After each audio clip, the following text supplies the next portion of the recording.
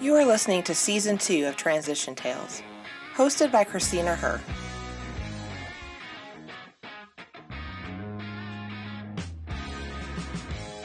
Listen to stories from the military community that inspire you to visualize your future and feel empowered to move through your own transitions in life.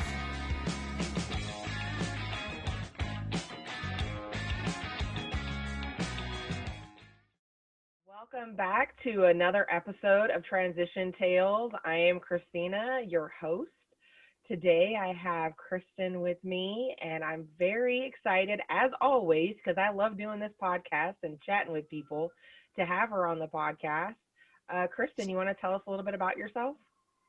Well, I'm Kristen. My husband was active duty for 10 years and then transitioned to the National Guard. I've just recently finished last year my bachelor's degree in business management. So I've been doing another transition there, trying to transition out of retail and get into, more of the business side and operations and logistics and stuff like that. Yeah, but you just finished something else that's kind of exciting, didn't you? I did. I just finished the customer service representative course with Dynamic Advancements. It's super educational. I got to give a shout out to one of my instructors, Mo Watson. He's great. Mo. He's great. He made it really entertaining. Kept everybody really engaged. I think he and Rodney Smith, who were also helping, who's also instructing, were play off each other so well. That's awesome. The comedy of class. I'm about to have my Microsoft Outlook certification and my IT fundamentals, so hopefully I can get in the door somewhere. It's exciting. It is exciting. So why don't you tell us a little bit about the transition that you want to talk about? The transition that I want to talk about is the transition that we made from active duty to National Guard as a family. It was actually the toughest transition that we've had as far as the military goes, just because our plans just exploded in our face, basically. As they do sometimes. Yes, as they do. And the resources 10 years ago when we did that transition were not as available as they are now. There weren't as many. So it was 2010?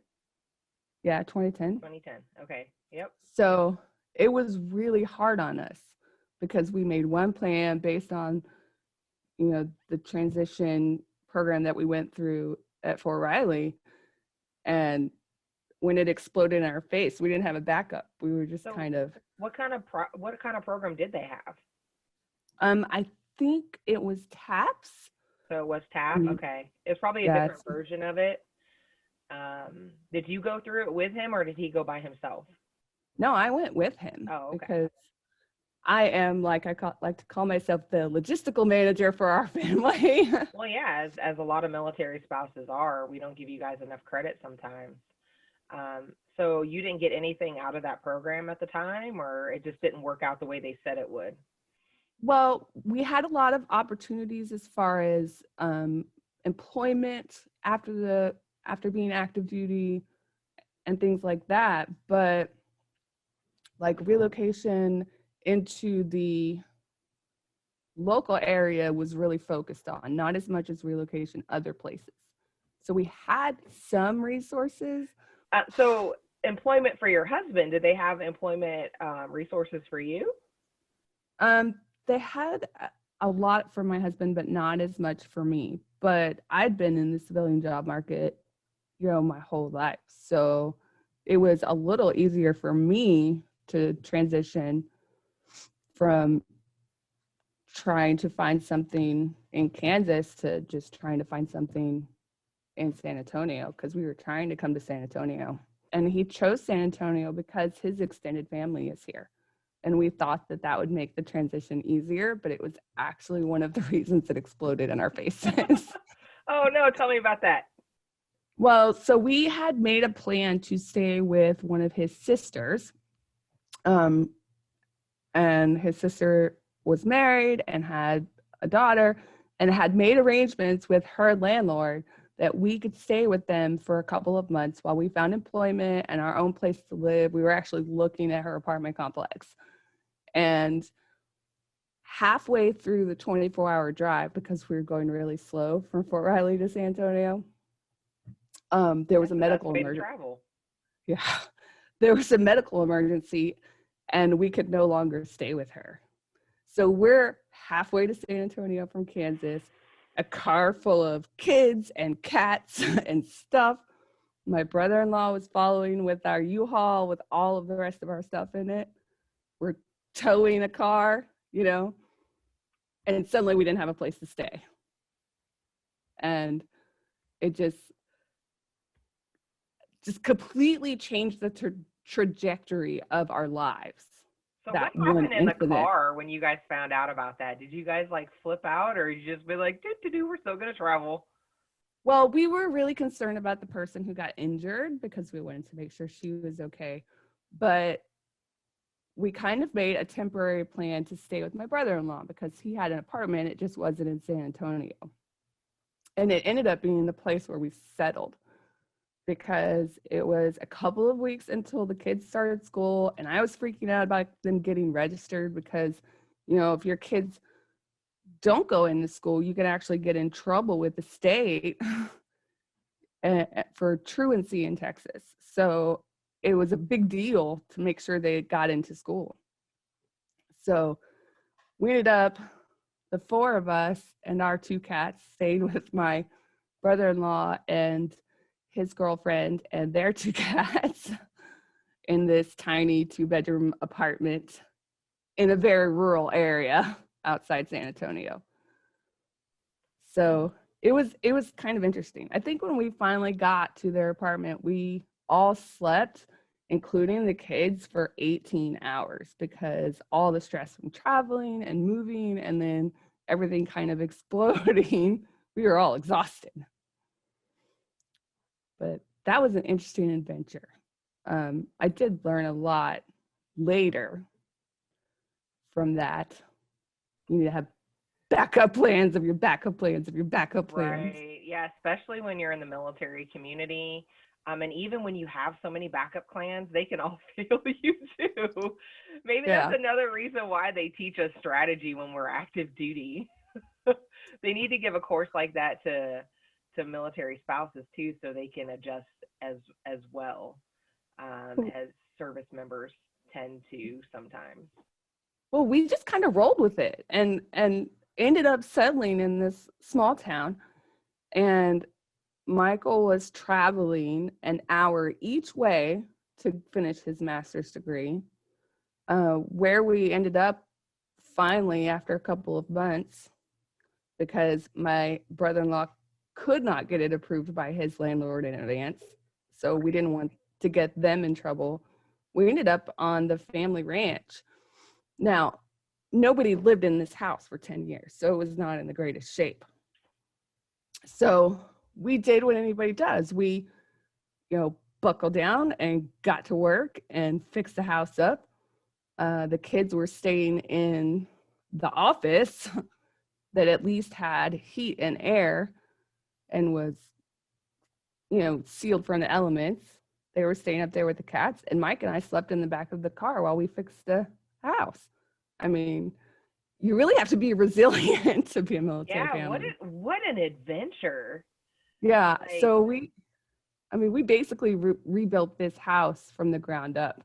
I have pictures where we have the tractor jacks, they're these huge jacks they use to lift up the tractors so they can work on the engines or change tires, holding up the side of the house, like the roof, so we could completely replace the framing on one side, and I learned a lot of skills, and it actually really helped me because I ended up working for a national home improvement retail company, and those skills helped me be a better customer service person for them. You sound like you took it really well. Like, is that really like the real deal? You took it really well, or did you have some moments? I had moments, I had to learn how to drive a tractor. The rain would completely flood our driveway, and I'd have to put on waterproof boots up to my knees to wade out of the you had to car wear the to waders? carry.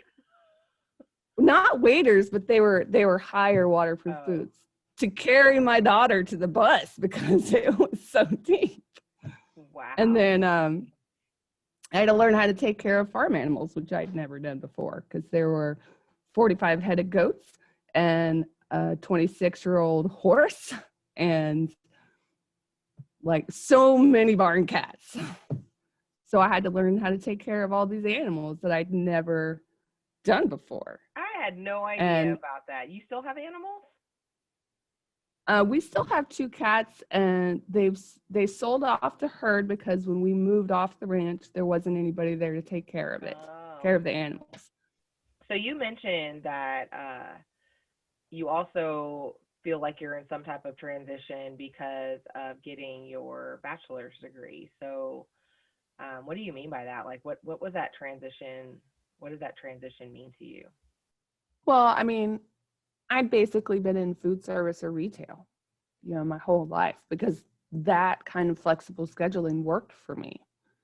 But with my bachelor's degree and more remote opportunities available, it seems like there would be more flexibility now. Like my husband's job, they're alternating days working from home because they don't want everybody in the office at the same time. But even before that, he was able to do some hours at home or leave a little early and then stay late the next day to make up hours. And there's not that flexibility in the jobs I'd had before.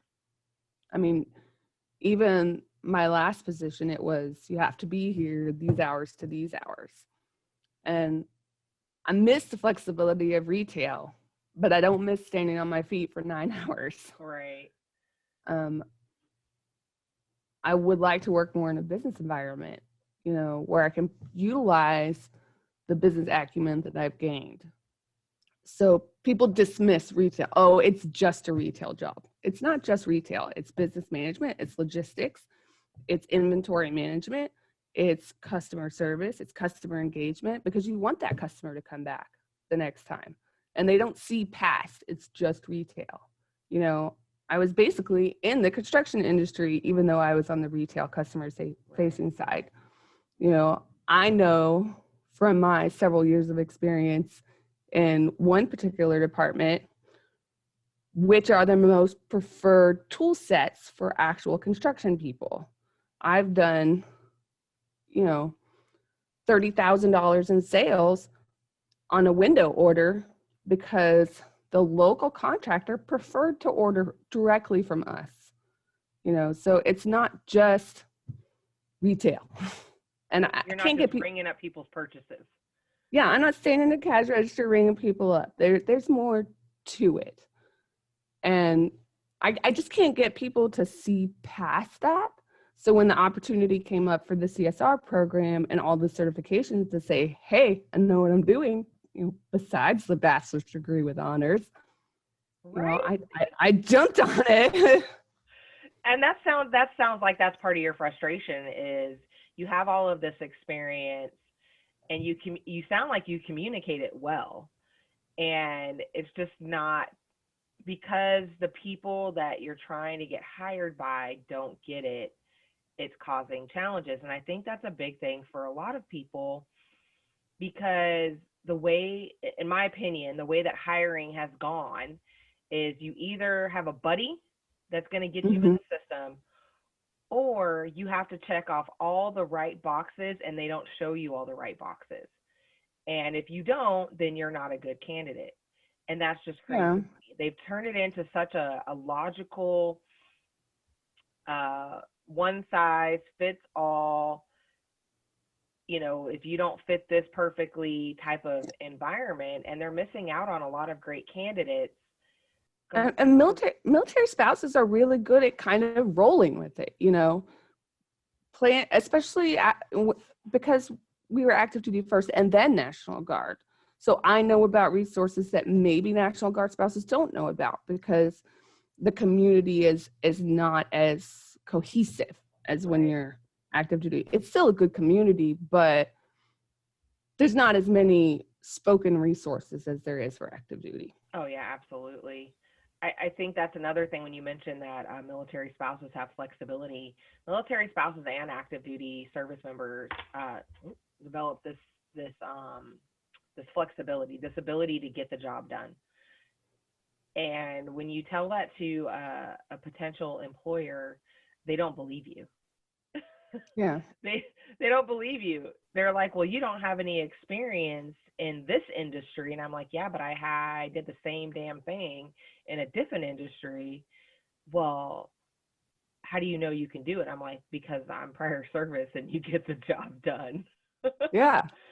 Yeah. You know, what do you think was your biggest challenge with the transitions that you've had to make? A big challenge was, like I said before, moving from active duty to National Guard because of the different resources that are available. Like active duty spouses have the MyCAA they can use to pay for college, but that's not afforded to National Guard spouses, even though we're just as much military spouses as active duty is. That's okay. We qualified for a long time for financial assistance. So I only have $4,000 in student loans, which works for our family. I didn't have to pay for anything until that last year. And another challenge is really childcare, because we don't qualify to utilize childcare services on base or on post, depending on which service you are, because I switch back and forth, Air Force brat, Army spouse. And then the other challenges that we face are in smaller towns connecting with military communities. There's, smaller towns like we ended up in don't have the military community like San Antonio does. And I think, especially since this town is just 30 minutes outside of San Antonio and really in a commutable distance to San Antonio, we should be reaching out to those local VFWs and those DAVs and saying, hey, how can we help your people? And that doesn't happen. So what you're saying is one of your biggest challenges was the lack of community when you transitioned from active duty to Guard. Yeah, I mean, because when we lived at Fort Riley, and Michael was deployed, I was moving some furniture around, and I literally got my hand stuck and I couldn't get out, and so I could send my kid next door and go get the sergeant that lived next door to us and say, hey, my mom's stuck, can you come help? I got my job at Fort Riley because the next door neighbor knew about an opening. And my son actually told her, hey, my mom needs a job. And she knocked on my door, and there's a community there. The women that worked at the CDC held my hand while I cried because I didn't have friends. They were emotional support when Michael was gone, and they knew because they were spouses. Yeah. So you come into the civilian side with the National Guard, and there's nobody there to do that. The FRG is great. They send out a lot of good communications, but the sense of community is not as there. Like I go to the big Christmas party and I know no one. And so for me, as a introvert, going to a giant room full of people I don't know is not great. We ended up always in Michael's office. Oh, sitting. Wow. Sitting just so I can take a minute. So you went through this transition of, okay, trying to create community after you guys left active duty, and now you're like trying to maintain community despite COVID. And I think a lot of people are struggling with that right now too. I know I am. It has got to be one of the hardest things for me right now because I don't work. And my opportunities to connect with others and live my purpose is very diminished. That has got to be a struggle for a lot of people. Yeah, the statistics nationally show that people are more depressed. People are more upset because of this, because there's no, I have the community you had. There's no connections. What is some advice, or do you have one particular piece of advice that you would like to give people that are military spouses in particular that are going from active duty to guard or active duty to just, being out of the military community. I think honestly, nowadays with more resources that are available, um, start your transition program early. Like, I know everybody says, oh, like 3 months out or whatever. No, start like a year in advance. Like, make a plan. Do you know where you're going? Do you want to buy a house? Do you want to rent a house? Do you want to live in an apartment? Find out what job resources are there in advance. Work on your resume. So, like, yeah, plan early, make multiple plans, have a backup for your backup for your backup, and expect stuff to fall through, Do you think spouses actually participate in the transition process? I don't think as many spouses that participate that should be. Like, Mike was like, I want you to come with me. Come and sit with me because you're better at remembering this stuff. I have more of an eye for like small details. He does big picture very well a lot of the time. I do small picture. So you guys are definitely a team. We try to be. And that's all you can ask. Right. But definitely more spouses need to participate in the transition programs that are given to you when you're at the base. Go to TAP with your husband or wife or significant other. There's so many. Do that and pare down your things when you're moving, because you don't want to be like us and have a 28-foot U-Haul. We had way too much stuff and we should have gotten rid of a lot of it. Be prepared for stuff to just blow up in your face. I mean, I think a lot of military spouses really do have resiliency and they're able to handle pivoting on a dime and just completely changing. But it always helps. Have a plan. Right. Have plan A through Z. That's what you have to do. That's a lot of plans. Yes. Like I said, I'm the logistical manager for this household. I usually have 6 or 7 plans in place. Yeah, I can believe that. What about as far as trying to recreate that community? Do you have any advice about that? Because that was a big part of your transition, is not having that community. Yeah, I mean, I was pretty lucky as far as we went because we had some family. But honestly, get a job. There's a huge community you can make there. You can make friends there. Join your children's school's PTA. If you don't have that, join your local VFW. Go to the DAV because they need help. Volunteer somewhere. That's the biggest thing. Like when we were at Fort Riley, I didn't find a job for 2 years, and that was tough for me. So I volunteered as much as I could. Be the Boy Scout parent, be the Girl Scout parent. It's really just jump in with both feet. I'm an introvert and I had to do it. Right. It's uncomfortable. You're saying don't wait for these opportunities for community, go find them. Yes. I mean, I feel like you're speaking to me right now. I'm an introvert. If it wasn't for my husband, I would probably stay at home all the time, except for maybe going through the drive-thru because I'm really bad about that. But, you have to find and create your own opportunities. Like when the band put the all call out for, can you guys make these bell covers? I can't sew, but I know people that can sew. So I emailed the people that I know and I said, can you sew these? That's what you have to do. And a lot of my resources live halfway across the country. So me emailing my people and saying, hey, can you sew these? I'll pay for postage, ship them. Or that gave you an opportunity to reconnect with somebody too. Because we don't always keep in touch long distance very often. But yeah, like those opportunities are pretty awesome because sometimes you find yourself, catching up. Yeah. I mean, if stuff comes up, I'm posting. I'm in a group for the alumni for the high school I went to in Japan. And people post on there all the time.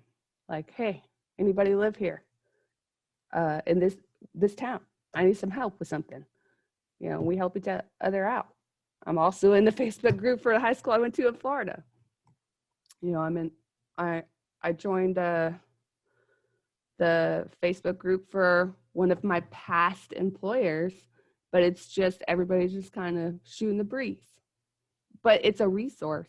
It's community. Hey, anybody want to meet up for coffee? Right. Yeah.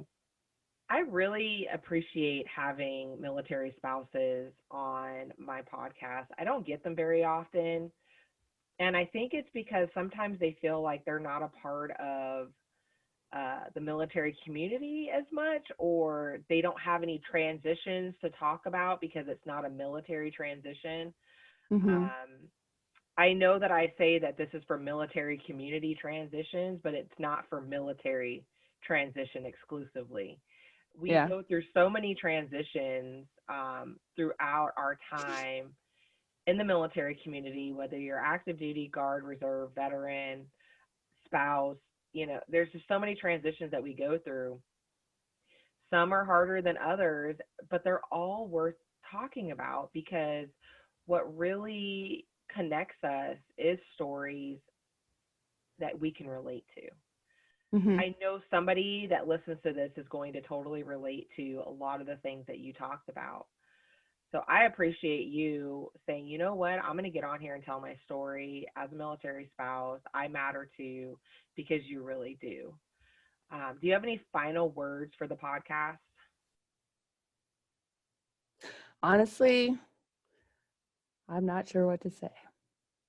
Um,